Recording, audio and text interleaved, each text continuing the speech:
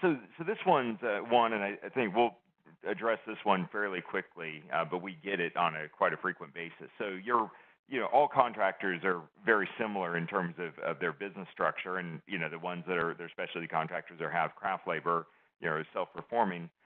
Those may be union and they may be non-union or open shop. What are the key differences that we see in the incentive programs for union versus open shop?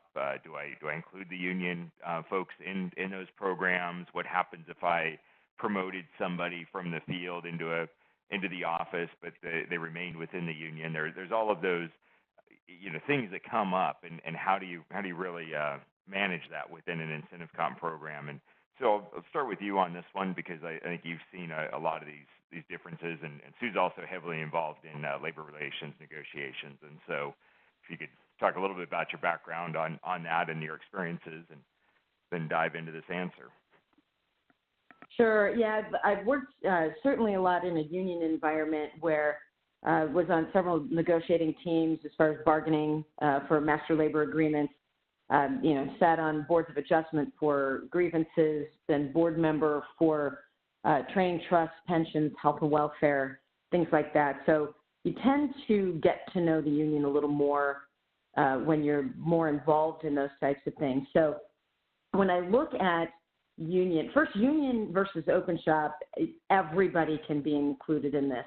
I'm really going to talk about a couple of things that might be some things to consider when putting your program together. One is on a non-union side, it is great for a recruiting opportunity, right? If you've got an excellent incentive program, you can lay those things out. You can almost hand them the checklist of things and say, if another employer doesn't offer these, then come to work for us. So it's a great way to get people in the door, and it's also a great way to keep good people because you've got them, they're seeing real movement on what that incentive program says. They understand what it is. They're seeing real results.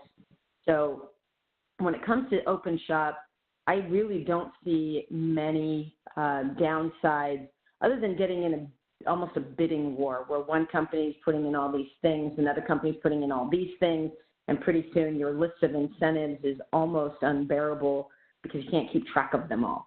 So resist that and go to those that are high value to the people that you're hiring.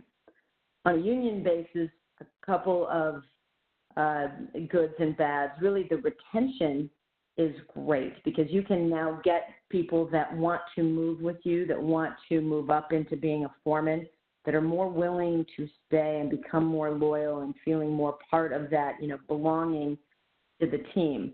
And in most union environments, that's totally fine, right? Once somebody comes to work for you, there might be letters or things that need to be written, but they can stay, and the mobility is usually available. A couple of things to consider as possibly a risk is, one, if you are taking people out of the field in a union environment and moving them up into leadership roles that are more of an exempt, a staff type position, is really understand the master labor agreement. Make sure that you abide by any rules and regulations that it says there for moving people up.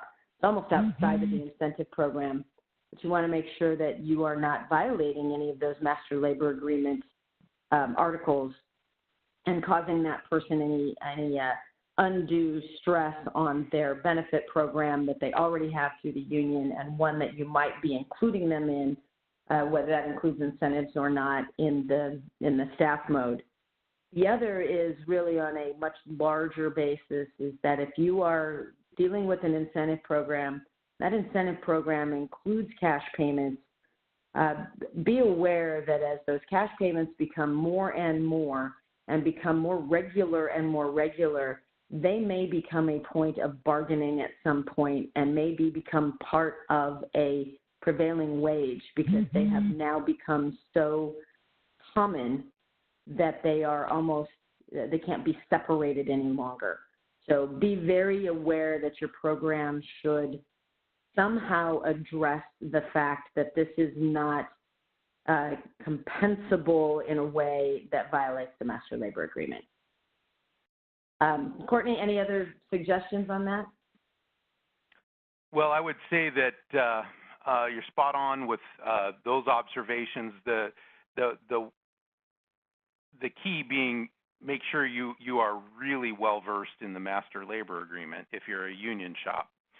All that being said, assuming that that is the case, and your compensation program is equitable, it has the right end in mind, and it's communicated clearly, most unions are not going to balk at their constituents being their membership getting paid more, being compensated more, right? You just got to make sure, like Sue said, that there's nothing in there that would violate the master agreement. On the open shop,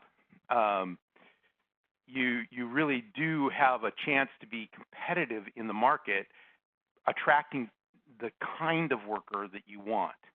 So